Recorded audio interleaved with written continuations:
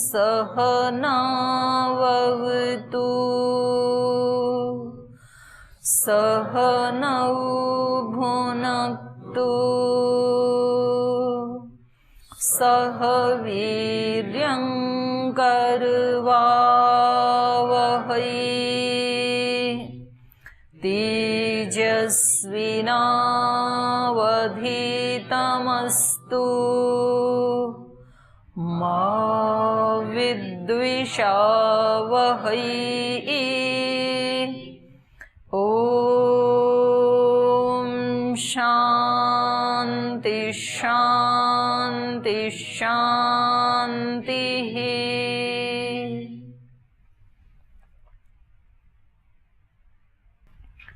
छांदोग्य उपनिषद का हम अध्ययन कर रहे हैं। हमने पहले नारद और सनत कुमार के संवाद के माध्यम से ये पढ़ा कि सुख कहाँ है, यो वै भूमा तत्सुखम। उस सुख तक पहुंचाने के लिए ऋषि हमें ब्रह्मांड में लेके गए, पिंड में लाए, सूक्ष्म में, अति सूक्ष्म में लेके गए। फिर हमें बताया कि उस सुख की, उस भूमा की प्राप्ति कहाँ हो सकती है, उपलब्धि, तो वो हमें पिंड में ही हृदय आकाश में लेकर के गई। फिर किस साधन से हो सकती है? यदि हम सबके हृदय आकाश में वो भूमा, वो सत्य, वो ब्रह्म है ही, तो हमें उसकी उपलब्धि क्यों नहीं होती है? क्योंकि हम साधन नहीं करते हैं। साधन क्या है? तो वो ऋषि ने बताया, ब्रह्मचर्य। क्योंकि ब्रह्म की कामना कौन करेगा? ब्रह्मचारी ही कर सकता है, जो ब्रह्म को खोज रहा है, ब्रह्म में आचरण कर रहा है। नहीं तो बुलाना पड़ता है। कक्षा में ना ब्रह्म की खोज करने के लिए ब्रह्मचारियों को कुछ है ना हमारे में से कि उनको बुलाना पड़ता है, बुलाओ अभी कक्षा शुरू हो गई। और जिनको खोज है तो आदरणीय भाई जयदीप जी और आदरणीय भाई राकेश जी, उनके पास तो बहुत व्यस्तताएं रहती हैं, लेकिन कहीं ना कहीं जीवन में लगता है कि जहां हम सेवा कर रहे हैं उसको और अच्छे से कैसे कर पाएं, तो कुछ और ऐड कर लें उसमें।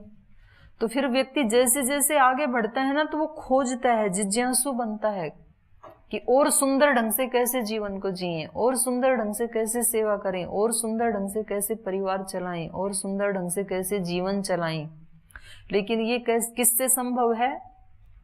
ब्रह्मचर्य। ब्रह्मचर्य मतलब संयम, सभी इंद्रियों का एक दृष्टि,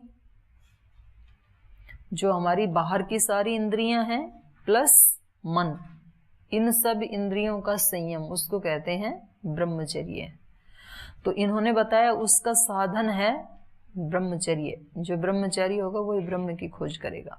साधन भी बता दिया। अब अगला दिखा रहे हैं उदाहरण, क्योंकि कोई सत्य को स्थापित करना होता है तो उस सत्य की पहले प्रतिज्ञा की जाती है, फिर उसका हेतु दिया जाता है, तीसरे नंबर पे उसका उदाहरण। जो पंचावयव का नियम है, आप जानते हैं, किसी सत्य को स्थापित करने के लिए कम से कम 3 अवयव जरूर होने चाहिए।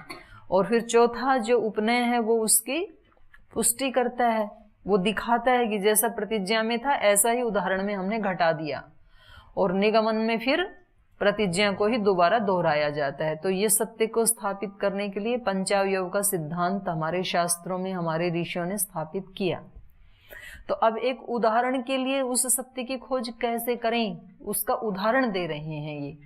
तो देखो कितना साइंटिफिक वे में इसको ऋषियों ने सजाया है अपने उपदेशों को। ये भी हमें सीखने को मिल रहा है। ऐसा नहीं है कि उस समय वो ऐसे ही अपने ध्यान में आंख मीच के बैठे रहे और जो उनके मन में आए वो, ऐसे नहीं। उसमें भी एक वैज्ञानिकता हमें यहाँ दिखाई देती है। तो अब उसके बारे में एक उदाहरण प्रस्तुत करने के लिए इन्होंने 2 पात्र चुने हैं, प्रजापति और उसके पास जाते हैं इंद्र और विरोचन। प्रजापति है यहाँ पर गुरु, गुरु का प्रतिनिधि, जो सब प्रजाओं का स्वामी है। और इंद्र और विरोचन हम सबके प्रतीक हैं। तो हमारा जो अस्तित्व है ना, वो 2 से बना हुआ है। हमारे अस्तित्व में 2 चीजें हैं, एक असुरता है, एक दैवत्व है, दोनों हैं, दोनों का कॉम्बिनेशन है। तो हमें 2 काम करने हैं अभी। असुरत्व का तो विनाश करना है और देवत्व को ऊपर उभारना है। ये अब हमारे जीवन का उद्देश्य है, हम सब मनुष्यों के जीवन का उद्देश्य है।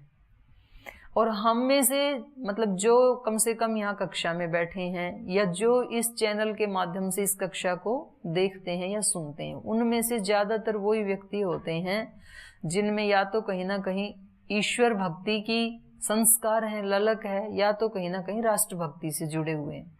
और इन दोनों के लिए ही जो सबसे बेसिक आवश्यकता गुण होना चाहिए वो है एकाग्रता।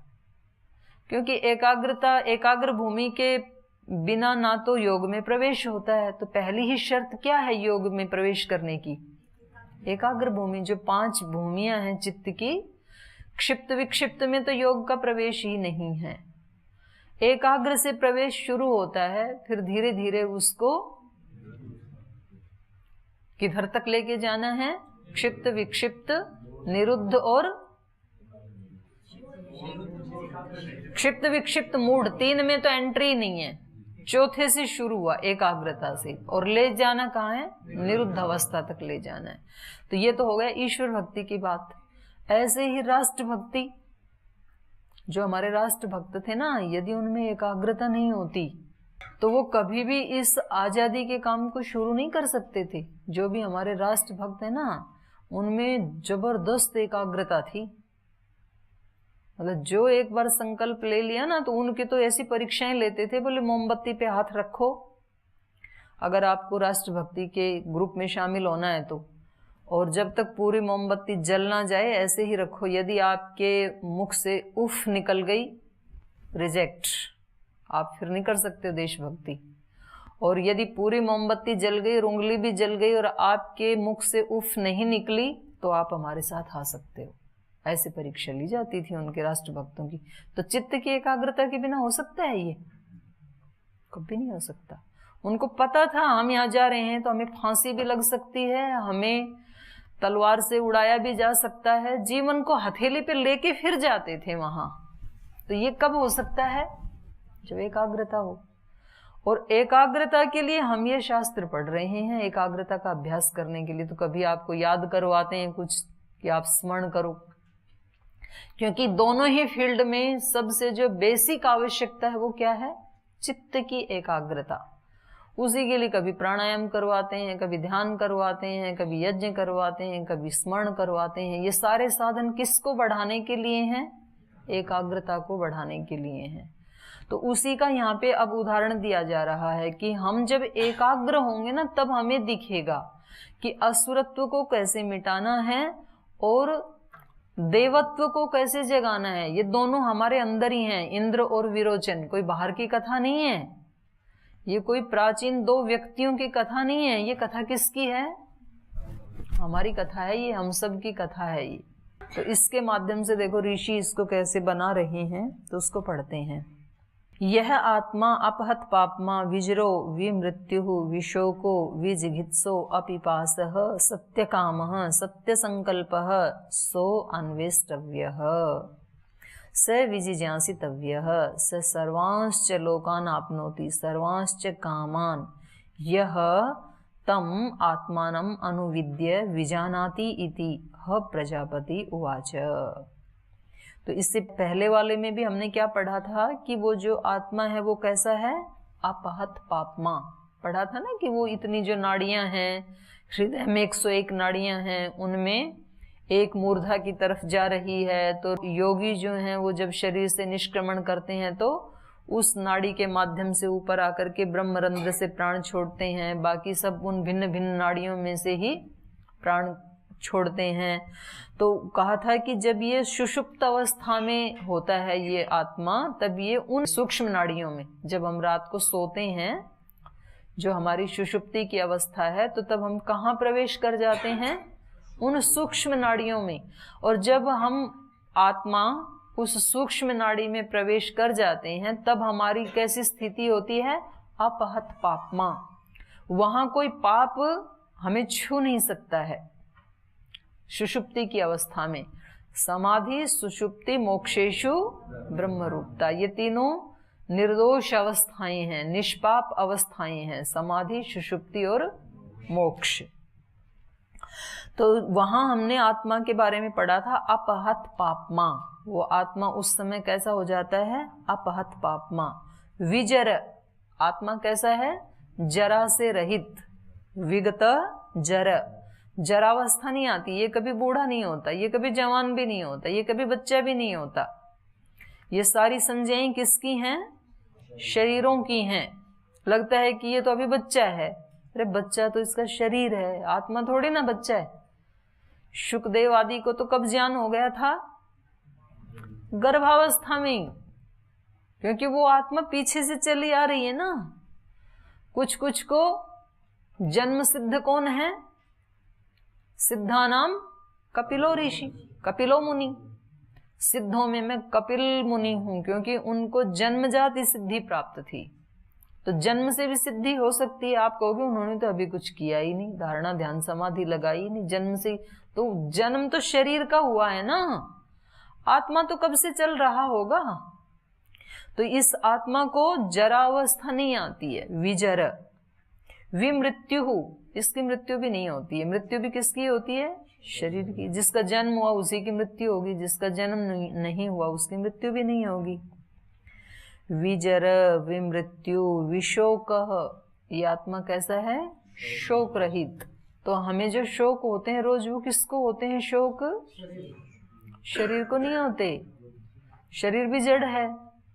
तो आत्मा से चेतनता लेकर के मन और बुद्धि है, वो सुख दुख की अनुभूति करते हैं। यदि मन काम ना करे तो फिर अनुभूति नहीं होगी सुख दुख की।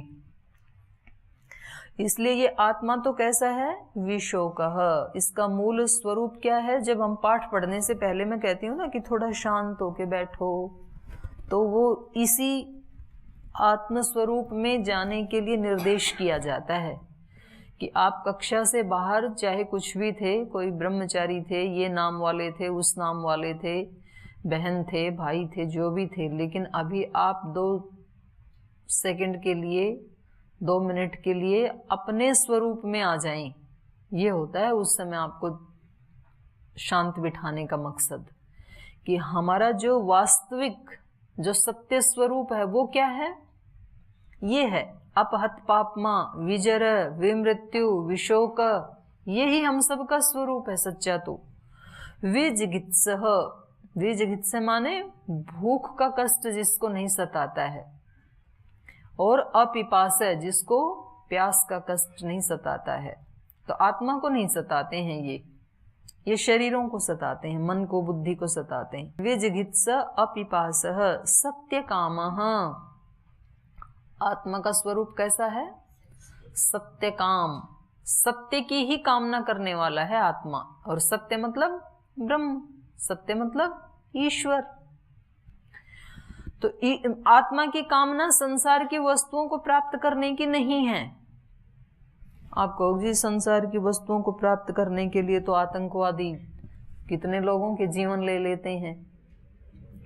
वो जो जीवन लेते हैं वो किसी का जीवन लेने के लिए जीवन नहीं लेते हैं।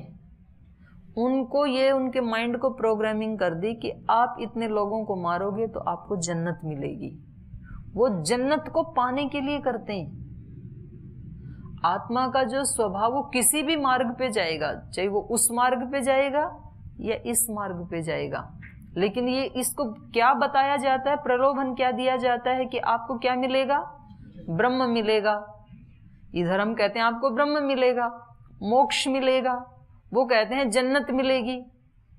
तो तब ये आत्मा प्रवृत्त होता है, नहीं तो नहीं होने का है। क्योंकि इसकी मूल कामना क्या है? ये कैसा है स्वरूप से आत्मा? सत्य काम। किसी व्यक्ति को समाज सेवा में कैसे लगाया जाता है?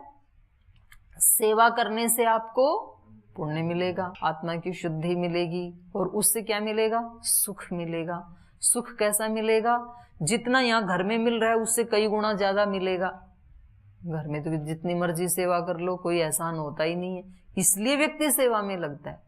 फिर कहते हैं कि इससे भी बड़ी सेवा करो आप, तो वो सुख के लिए करता है। और सुख उसको कैसा चाहिए? बड़ा चाहिए। और सुख किस, सबसे बड़ा सुख किस में है? ब्रह्म प्राप्ति में। यो वै भूमा तत्सुखम। उससे बड़ा कोई सुख है नहीं, सारे सुख उससे छोटे वाले हैं। तो उन सारे जो छोटे छोटे सुख हैं उसमें भी उसको ही पहचानना, उसी सुख की अनुभूति करना। ऐसा नहीं है ये सुख अलग है और वो सुख अलग है, ऐसा भी नहीं है। ये भी बहुत बड़ा भ्रम है। नहीं तो कुछ इसको छोड़ के भागने में लगे, अरे भाई तेरे को जितना सुख मिला उसको तो ले ले। बोले नहीं ये नहीं चाहिए, माता पिता का नहीं चाहिए इसलिए भाग रहे हैं, गुरु का भी नहीं चाहिए इसलिए भाग रहे हैं। जो मिला है उसका आदर कर ले, फिर और भी मिलेगा तुझे। तो सारा इसका जो स्वरूप है वो सत्य काम है, उस सत्य को प्राप्त करना ये इसकी मूल कामना है। तो आत्मा कैसा है? सत्य काम, सत्य संकल्प। इसका जो अनभिव्यक्त संकल्प है, मतलब जिसको ये कह नहीं पाता है, लेकिन वास्तव में इसका जो अंदरूनी जो संकल्प है वो कैसा है? सत्य संकल्प। सत्य को चाहता है ये, उस सुख को चाहता है ये, सत्य संकल्प। तो इसलिए ऋषि कह रहे हैं सो अन्वेष्टव्य, उसी की खोज करनी चाहिए, सत्य संकल्प की, सत्य काम की। स विजिज्ञासितव्य, उसको ही जानना चाहिए। और उसको जानने के लिए आप एक अणु में भी उसको जान सकते हैं और एक सागर में भी उसको जान सकते हैं, क्योंकि दोनों में बराबरी है वो। तो ऐसे मत सोचना कि इन सारे संसार को हम छोड़ेंगे तब हम उसको जानेंगे। तो जो जानने की ट्रिक समझ गया वो संसार में भी जान लेगा, और जिसको जानने की ट्रिक नहीं आई तो वो साक्षात ईश्वर जो आपने अपनी कल्पना की थी ना, मूर्ति बनाई थी, वो भी सामने आके खड़ा हो जाए तो भी नहीं पहचान पाएंगे। बोले हमें पता है जरूर किसी न किसी का छल है, ईश्वर ऐसे आ ही नहीं सकता, हमारे सामने कैसे आ सकता है? अरे भाई पहले ही ऐसी शर्त क्यों लगा रखी है कि हमारे सामने आ ही नहीं सकता है? हमारे ही सामने है, हमारे आगे पीछे ऊपर नीचे, उसके सिवाय और है ही क्या? तो जिनको नजर दृष्टि मिल गई तो कुत्ते में भी पहचान लेते हैं, गाय में भी पहचान लेते हैं, गधे में भी पहचान लेते हैं। नामदेव इतनी दूर से गंगा जल लाए, फिर गधे के मुंह में लाके डाल दिया। उनको गधा दिख ही नहीं रहा है, उनको तो उसमें भी शिवत्व के दर्शन हो रहे। कोई कुत्ते को रोटी खिला रहे, बोल चुपड़ के ले जाओ, बिना घी की क्यों खा रहे हो? उसको कुत्ता दिख ही नहीं रहा है। तो इसलिए कह रहे हैं उसको खोज लो, फिर आपको सब जगह वो दिखाई देगा। स विजिज्ञासितव्य, उसको जानना चाहिए, वो ही एक जानने योग्य है। स सर्वांश्च लोकान आपनोति, और जो जान लेता है ना एक बार उसके स्वरूप को, तो वो सब लोगों को प्राप्त कर लेता है। अब उसके सामने क्या पृथ्वी लोक, क्या अंतरिक्ष लोक, क्या द्युलोक, सब जगह उसको पहचान लेगा। वो सूर्य में भी, वायु में भी, पृथ्वी के सब प्राणियों में भी, सब जगह उसको पहचान लेगा। सब लोकों में क्या हो जाएगा? उसका कामचार हो जाएगा। सर्वांश्च लोकान आपनोति, सब लोगों को प्राप्त कर लेता है उसको पा लिया तो। क्योंकि एक सोने को आपने जान लिया तो सब आभूषणों में वही सोना है, आप जान लेंगे। एक अग्नि को आपने जान लिया तो सारे दीपकों में वो ही जल रही है, आप पहचान लेंगे। एक जल को, बूंद को आपने जान लिया तो सारे नदियों में, तालाबों में, समुद्र में वही जल है, आप पहचान लेंगे। सब जगह वही है, छोटी से छोटी बूंद में और बड़े से बड़े सागर में। इसलिए कहा से सर्वांश्च लोकान आपनोति, सर्वांश्च कामान, और सब कामनाओं को भी प्राप्त कर लेता है। सर्वांश्च कामान आपनोति, क्योंकि सबसे बड़ी इसकी कामना है सत्य कामना, सत्य संकल्प। और उस सत्य को पा लिया तो उसके अतिरिक्त कुछ है ही नहीं, तो फिर उसने सब कुछ, सारी ही कामनाओं को पूरा कर लिया। सर्वांश्च कामान यह तम आत्मानम अनुविद्य विजानाति, कौन? जिसने उस आत्मा को अनुविद्य, खोज करके, जान करके, विजानाति, ये जान लिया है, विशेष रूप से जान लिया। जानाति नहीं लिखा, विजानाति लिखा। विजानाति मतलब विशेष रूप से जान लिया। सामान्य रूप से तो हम सब जानते ही हैं, जैसे हमने ये पाठ पढ़ा तो हमने जान लिया ना इसको कि सर्वत्र ब्रह्म ही ब्रह्म है। तो ये हमारा ज्ञान कैसा है? सामान्य ज्ञान है। ये हमारा शाब्दिक ज्ञान है, हमने शब्दों से जाना है, ये हमारा शब्द प्रमाण का ज्ञान है। लेकिन जो उसको अनुविद्य भी जानाति, जो उसको खोज करके अपने ही अंदर खोज करके विशेष रूप से जान लेता है, अर्थात प्रत्यक्ष प्रमाण से जान लेता है। जो अनुभूतिक ज्ञान जिसको हो जाता है उसको फिर सारे तो लोक प्राप्त हो जाते हैं और सारी उसकी कामनाएं समाप्त हो जाती हैं। इति प्रजापति उवाच, ऐसा प्रजापति ने कहा। प्रजाएं हैं दो प्रकार की, एक आसुरी प्रजाएं, एक दैवी प्रजाएं, और दोनों ही किसके पुत्र हैं? वो दोनों ही प्रजाओं का पिता है प्रजापति। तो उनकी दो पत्नियां मानी जाती हैं, वो भी समझाने के लिए ही हैं, दिति और अदिति। तो दिति से कौन पैदा हुए? दैत्य, और अदिति से आदित्य। तो सारे देवों को तो आदित्य कहा जाता है, जो अदिति के अपत्य हैं वो तो आदित्य हैं, और जो दिति के अपत्य हैं वो दैत्य हैं। तो कभी कभी तो दैत्यों में भी कोई उपासक हो जाता है। गीता में आया ना, दैत्यानाम प्रहलादः प्रहलादश्चास्मि दैत्यानाम, दैत्यों में मैं प्रहलाद हूं। तो प्रहलाद क्या था? ईश्वर का भक्त था। तो कभी कभी ऐसे उल्टा भी हो जाता है। तो ये दोनों प्रजापति की ही संतानें हैं। तो प्रजापति यहाँ पर कौन है? हमारा आत्मा, और हमारे अंदर जो अवगुण भी हैं कुछ तो, और कुछ तो गुण भी हैं।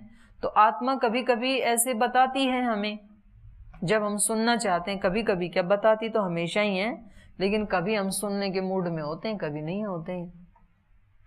तो सुनने के मूड में होते हैं तब हमें पता लग जाता है कभी। तो इन्होंने दोनों ने इस आवाज को सुना, आत्मा की आवाज को, प्रजापति की आवाज को देवों ने भी सुना और असुरों ने भी सुना, दोनों ने सुना। तद उभये देवासुरा अनुबुबुधिरे, तद ये जो उन्होंने कहा कि उसी आत्मा की खोज करनी चाहिए जो आत्मा ऐसा ऐसा ऐसा है, जो पीछे गुण बताए ना, उस आत्मा को खोजना चाहिए। तो तद इस उनके अनाउंस को, इन उनके उद्घोष को, उभये देवासुरा, दोनों देव और असुरों ने, अनुबुबुधिरे, दोनों ने सुना। तेह ऊचु हंत तम आत्मानम अन्विच्छामः यम आत्मानम अन्विष्य सर्वांश्च लोकान् आपनोति सर्वांश्च कामानीति। इंद्रो ह वै देवानाम अभिप्रव्राज विरोचनो असुराणाम तौह असंविदानौ एव समित पाणी प्रजापति सकाशम आजगमतुहु। तो दोनों ने इनके उद्घोष को सुना। ते है ऊंचू, तो उनमें से उनके ग्रुप ने, दोनों ने कहा, हंत अरे तम आत्मानम अन्विच्छामः, भाई जब प्रजापति ऐसा अनाउंस कर रहे हैं तो उस आत्मा की ही हमें अन्वेषणा करनी चाहिए। अनुइच्छा में माने अन्वेषण करें। तम आत्मानम अनुइच्छामः, उस आत्मा को ही हमें खोजना चाहिए। यम आत्मानम अन्विष्य, जिस आत्मा को पाकर के सर्वांश्च लोकान् आपनोति, सब लोगों को प्राप्त कर लेता है ये व्यक्ति, और सर्वांश्च कामान् आपनोति थी, और सभी कामनाओं को प्राप्त कर लेता है। तो फिर तो उस आत्मा को खोजना चाहिए, क्योंकि हमेशा आदमी प्रॉफिट का काम करता है। सेवा जो करने वाले हैं ना, बोलते हैं कि जी हमें कुछ भी नहीं चाहिए, हम तो निस्वार्थ भाव से सेवा कर रहे हैं। सबसे बड़े स्वार्थी हैं, क्योंकि स्वार्थ वाले तो बेचारे 2-4 हजार रुपए, 5-10 हजार रुपए लेके 10, 20, 50 हजार, 1 लाख रुपए लेकर के तीसरी कर लेते हैं। उनका लोभ थोड़ा कम है, और जिनको इतना नहीं, उनको उतना चाहिए, वो महालोभी हैं। हाँ, तो कभी ऐसे मत सोचना हम बड़े त्यागी हैं, त्यागी नहीं है पूरे। तो ये कह रहे हैं कि यदि उससे ही सारे लोकांतर मिलते हैं तो उसी को खोजना चाहिए भाई, पहले सब कुछ मिल जाएगा। तो बड़े चालाक हैं ये। कौन? आप सब। हाँ। तम आत्मानम अनुइच्छामः यत आत्मानम अन्विष्य सर्वांच लोकान् आपनोति सर्वांच कामान। जिसके प्राप्त करने से सब कामनाएं पूरी हो जाएंगी। तो इंद्रो ह एव देवानाम अभिप्रव्राज, तो देवों की तरफ से तो इंद्र निकले उसको खोजने के लिए कि भाई मैं चला जाता हूं, मैं जान लेता हूं पहले आत्मा के बारे में, मैं आके आप सबको बता दूंगा। इंद्रो है देवानाम अभिप्रव्राज विरोचनो असुराणाम, और असुरों की तरफ से विरोचन आई कि भाई मैं जान के आता हूं आत्मा के बारे में, फिर मैं आके आप सब असुरों को बता दूंगा आत्मा के बारे में। तौ असंविदानौ एव, तो वो दोनों असंविदानौ परस्पर नहीं जानते थे एक दूसरे को, दूसरे को बिना जाने ही परस्पर न जानते हुए ही समित पाणी होकर के प्रजापति सकाशम आजगमतु, प्रजापति के पास पहुंचे। आजगमतु आए, कैसे आए प्रजापति के पास? बड़ा काम का शब्द है समित पाणी। समित पाणी माने हाथ, पाणी मतलब हाथ, समित माने समिधाएं, तो हाथ में समिधा लेकर के। हाथ में समिधा किस चीज का प्रतीक है? किस चीज का प्रतीक है? समिधा को अग्नि रूप होना है, तो अग्नि रूप समिधा कब होगी? अग्नि है उसमें, लकड़ी में, समिधा में, लेकिन अनभिव्यक्त है। अभिव्यक्त कब होगी? जब अग्नि के साथ उसका संयोग होगा, अग्नि में डाली जाएगी। लेकिन अग्नि में कितना समर्पण चाहिए? अग्नि बोलती है कि देखो मैं आपको अपने ही रूप वाला बना दूंगी, निश्चित रूप से आप भी ऐसे ही चमकोगे, आपका भी ओज तेज वैसा ही बनेगा जैसा मेरा है। लेकिन शर्त एक है, समर्पण कैसा चाहिए? 100%, 100% चाहिए। अग्नि कहती है कोयले को कि देख मैं तेरी काली मां तो मिटा दूंगी, मैं तुझे ऐसा ही तेजस्वी बना दूंगी, अपने जैसा ही एकदम ऐसे लाल तेजस्वी चमकता हुआ। लेकिन शर्त एक है कि तुझे 100% समर्पण करना पड़ेगा। अब कोयला थोड़ी देर के लिए अग्नि में जाए और फिर इतना सा जलने लगा, तब फिर बाहर उछल के आ जाए, तो बाहर थोड़ी देर उसको ठंडा करे तो फिर कैसा हो जाएगा? काला का काला। फिर बोले मैं तो पूरा काला हो गया, तो मुझे तो अग्नि स्वरूप बनना है। फिर उछल के अग्नि के पास जाए, फिर थोड़ा सा जब जलने लगे तो फिर उछल के बाहर आ जाए, तो कभी अग्नि स्वरूप हो पाएगा? तो कभी नहीं हो पाएगा। तो ऐसे कोयले हम सब हैं, थोड़ा सा तो जाते हैं उस मार्ग में, फिर जैसे ही कष्ट आता है तो फिर खींच लेते हैं अपने आप को पीछे, अपने आप को भी सिक्योर रखना चाहते हैं, मेरा अस्तित्व तो ये भी बना रहे और वो भी मिल जाए। ऐसा नहीं होता है कभी भी, क्योंकि रूपांतरण कब होगा? जब 100% समर्पण होगा। यदि समर्पण थोड़ा भी बचा के रख लिया तो फिर रूपांतरण पूरा नहीं होगा, थोड़ा थोड़ा होता रहेगा, फिर पीछे आती वो की वो स्थिति फिर हो जाएगी। तो ऐसे होता है ना, महीना 2 महीना 6 महीना साधना करते हैं, कुछ परिवर्तन आता है जीवन में, फिर कोई प्रमाद आके घेर लेता है, फिर 2-4 दिन ब्रेक करते हैं, फिर वहीं के वहीं चले जाते हैं धीरे धीरे। तो वो जब 100% अग्नि में चला गया कोयला, तो अब उसका रंग रूप ही चेंज हो गया। काली मां तो कोसों दूर उससे, इतना तेजस्वी, इतना ब्राइट, इतना ऊष्मा से भरा हुआ, इतनी शक्ति से भरा हुआ कि चाहे तो सारे संसार को अब वो जला सकता है, इतनी उसमें पावर आ गई। अब पहले अपने आप को ही नहीं जला पा रहा था, तो गुरु के संयोग ने किया ना। तो इसलिए यहां पर इन्होंने कहा कि समित पाणी होकर के गए दोनों। बोले जी हम ज्ञान पाना चाहते हैं, समिधाएं समर्पण का प्रतीक हैं कि हम आपके ही जैसे स्वरूप वाला होना चाहते हैं, आप हमारे समर्पण को स्वीकार करें। तो इसलिए अपने यहाँ भी उपनयन संस्कार में ब्रह्मचारी कैसे आता है? समित पाणी होकर के। और उपनयन में ही नहीं, कभी भी किसी भी व्यक्ति से आप मिलने जाएं, कुछ सीखने के लिए जाएं, तो कैसे जाना? समित पाणी। समित पाणी मतलब खाली होकर के जाना। कभी भी किसी व्यक्ति की टेस्टिंग करने के लिए मत जाना कि चलो उनसे कुछ जितना आएगा आ जाएगा, तो चलो टेस्ट करके देखते हैं कि इसको कितना आता है। इस भाव से कभी किसी के पास नहीं तो कुछ भी नहीं मिलेगा और अपना नुकसान हो जाएगा। आप कितना भी ज्यादा जानते हैं उस फील्ड में, लेकिन जब उस व्यक्ति के पास आप बैठे हैं ना, तो आप अपने मन में ऐसा भाव बना के बैठें कि मैं कुछ नहीं जानता हूं, कुछ ना कुछ लेके उठोगे आप, कितने भी विद्वान हैं आप, और वो व्यक्ति कितना भी साधारण है आपके सामने, लेकिन आपका ये जो खोजी स्वभाव है ना, ये कुछ ना कुछ तो लेके आएगा। तो ये बहुत बड़ी बात है। स्वामी विरजानंद जी ने महर्षि दयानंद को क्या कहा कि पहले जो जानते हो उसको पहले यमुना में बहा दो, तब आपका रूपांतरण कर सकता हूं मैं, शर्त यही है। और उन्होंने बहा दिया, उन्होंने बहा दिया तो एक प्रज्ञाचक्षु व्यक्ति से उस व्यक्ति ने वो सब जान लिया। ठीक है, उन्होंने समाधि भी लगाई, ध्यान धारणा पुरुषार्थ सारी योग साधनाएं स्वयं की, लेकिन उस व्यक्ति से उन्होंने दिशा ली। जो वेद का पुनरुद्धार हुआ उसकी ज्योति कहां से जली?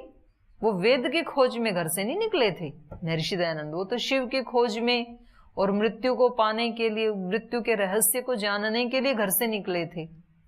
ये वेद वाला कॉन्सेप्ट कहां से आ गया? स्वामी विरजानंद जी से। और सृष्टि ना कुछ काम किसी को निमित्त बना लेती है, मतलब जब इस प्रकृति ने भी, सृष्टि ने भी, कुदरत ने भी ये देखा कि वेदों का उद्धार होना चाहिए, तो उस व्यक्ति को निमित्त बना लिया। वो घर से नहीं वेद पढ़ने के लिए निकले थे, वेद तो उसके पिता ही पढ़ा रहे थे, यजुर्वेद तो घर में ही उनको स्मरण करवा दिया था, उधर रुचि नहीं थी उनकी, लेकिन प्रकृति ने उनको क्या बना लिया? निमित्त बना लिया।